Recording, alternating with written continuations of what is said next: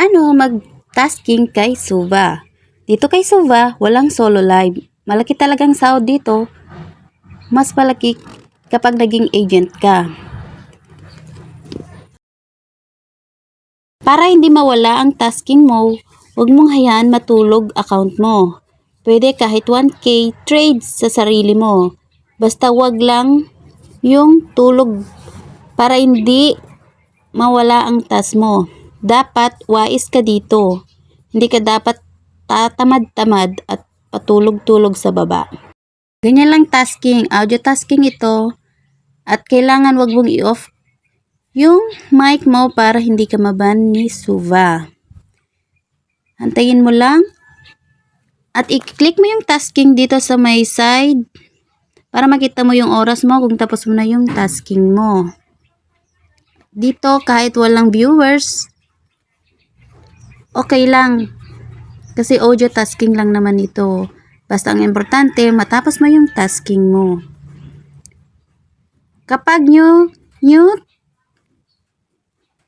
account, malaki yung 3 hours yung tasking mo dito.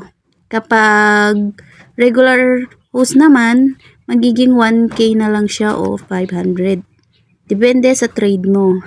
At dito sa Suva, self-trade dito, hindi mo na kailangan ng ka-trade. Kasi pwede mo tong hagisan yung sarili mo mismo pag may coins ka. At kailangan, wais ka din dito sa Suva.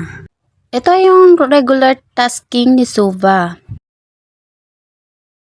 At tuturuan ko kayo kung paano mag-withdraw kay Suva. Punta lang tayo sa ating account and then nakaipon ako ng 100k at i-withdraw na natin. Click mo lang yung withdrawal.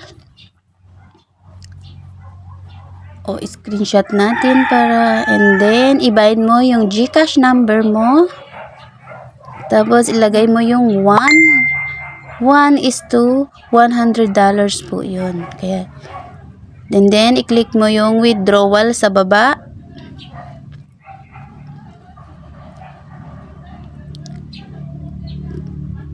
Tapos, ayan. Waiting po tayo to 1 to 2 days. Pero, sa akin, ang bilis. Wala pang 24/7. Meron na agad. O, ayan na siya, guys. At yung balance natin, may natitira na 889. Yun lang, guys. Antayin natin kung